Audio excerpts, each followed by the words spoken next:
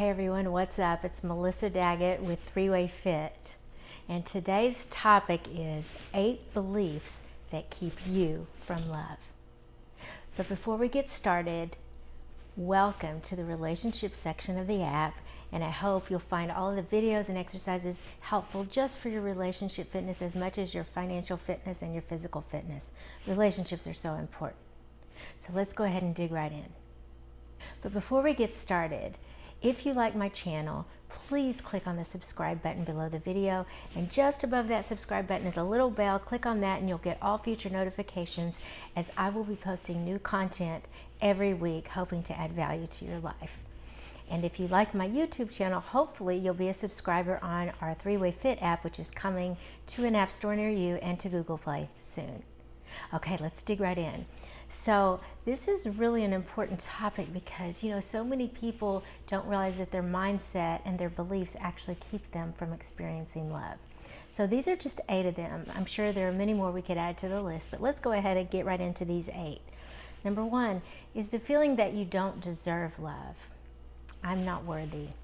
You may not even realize you feel that way, but it may be, a lot of these are just subconscious. But if you often feel yourself pushing love away, maybe maybe you don't realize that you have a deep embedded belief that you don't deserve love or you don't deserve to be loved. How did you come to this conclusion?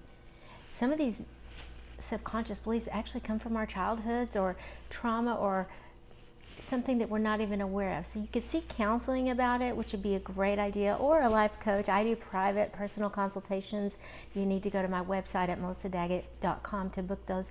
But if you think you can do this on your own, maybe just talk to a friend about it or journal about it, but try to figure out why you might have this belief if you are pushing love away a lot and you feel like maybe you have this feeling that you don't deserve it.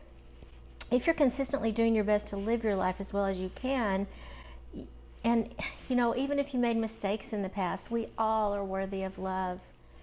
You might need to step up your game, at least by next year. Now during COVID, I don't know. But everyone is worthy of love, okay? It doesn't mean that you don't need to put effort into it. You might have done things to sabotage your past relationships that you need to work on. But nothing you've done disqualifies you from the game of love. We all are works in progress. Okay, so number 2, belief that keeps you from love. And all of these are myths, okay? Number 2, everyone cheats. Even if you've been cheated on, not everyone cheats. Trust me, I know plenty of people that neither partner has cheated and they've been married for years. And it's not just old people. There are lots of people who are still faithful and committed and don't cheat. A lot of people do cheat, but not everyone cheats. And even when people cheat, the relationship often survives and those people end up going to counseling and recovering. Now, if somebody has a pattern of cheating over and over again, that's probably not good material for a long-term relationship. So you do need to look at those things when you're selecting a partner. And if you find that you're addicted or have a problem with cheating, you need to seek help. But not everyone cheats. You can find someone that is very unlikely to cheat if you choose wisely. Okay, I can find someone that believes cheating is wrong. Number 3 belief that keeps you from love. I don't trust myself to choose the right person. Well, perhaps you have made bad choices in the past, but if you're working on yourself and, I would suggest going to counseling if you have this habit and problem of constantly picking bad men or picking bad women, picking bad partners that are toxic. But you can reverse this, If you'll start to believe that you can choose the right partner, you'll start to choose differently. So it has to start with your beliefs, okay? And just look at your past and think, okay, what needs to change? Why was I attracted to them? And that's a big clue, why. Sometimes we're attracted to what we need to resolve from a past relationship. So that's why the pattern will keep continuing if you don't realize and identify that this belief is the problem. For example, let's say I was in a bad relationship, I chose a bad partner, and they cheated on me. And then I never got good closure, so I go out and pick someone exactly like them because I want to get a different ending. But then I get the same ending.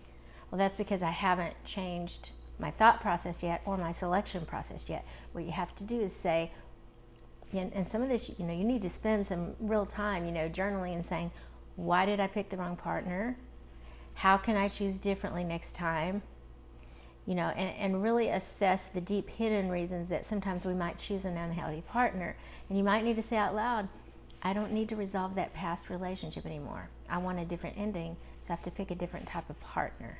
I don't want to pick someone who abandons me, for instance. If I had someone that abandoned me and I want a different ending, you're not going to get a different ending if you keep picking the same kinds of partners. And there are people who will be faithful and who won't abandon you. So, this would be a healthy statement. I am a wise person that can attract and choose the right partner for me. Start saying that out loud every day and start believing that. And make a list of what that person looks like, what their traits are, so that when you see them, you recognize them. And more importantly, develop the traits in yourself that you'd like in a partner, because you'll attract what you are. Number 4, single life is better. Okay, for some people it might be. If you don't need a relationship and you like hopping from one partner to another, it's not necessarily safe, but go for it. If single life works better for you, but if you're really wanting love, that belief will damage your ability to have a good relationship with a quality person. So, single life is better for some people who want to be alone and don't really would prefer to be alone to having a partner. You might even be one of those people. However, if you believe this, you are most likely going to stay single. It's your choice. But if you want a partner, you need to realize the benefits that a partnership brings that a single life cannot bring you. Okay, the teamwork, someone that'll sharpen you. Yes, they'll challenge you. If they're a good partner and it's a queen or a king, they'll challenge you to be your best. Is that a good thing or a bad thing? Well, some people think that's a good thing. Some people don't want to be challenged. They don't want to grow. They want to stay the way they are, and they get really stuck in their ways. But you will only grow to the next level when you're willing to be challenged by someone who sharpens you. Iron sharpens iron. So in a relationship, you actually have much more, and studies have proven this, much more capacity for personal growth in a relationship, especially one where you're both challenging each other to be your best selves, and where that person has opposite strengths from you, you're going to grow so much. I was married for 21 years and he challenged me in every way, and he was my opposite in every way, but I grew more from that man than anyone else in my life. And today, the wisdom that I have, the knowledge that I have, I attribute it to him. So, single life is only better if you don't want to grow and change and you want to stay stuck in your ways, in my opinion. You can have fun and you can have freedom. There are benefits to it. You don't have to answer to anyone. So if that's what you want, great. But if you want to grow and have a relationship that you can get excited about and build with somebody and really have a lot of, self-growth, then tell yourself, this is your affirming statement right here. I am excited about finding love. I believe I can find love, have a healthy relationship, and share my life with someone else who's going to contribute and add to my life in many more positive ways than what I may have to negotiate or compromise from my single life. That's a lot, isn't it? So you have to determine whether a relationship adds more value to your life than whatever you feel you may have to give up from your single life. If you don't feel it does, it might not be the right partner. The right partner will add to your life and make you realize that it's much better than being single. Okay, next one, number 5. I'll have to give up too much. Every relationship has pros and cons, and we just talked a little bit about this. You will have to make some compromises in a loving relationship. However, you can minimize those compromises by choosing someone who's compatible with you. So some questions you need to ask here are we headed in the same direction? Do we have the same goals in life?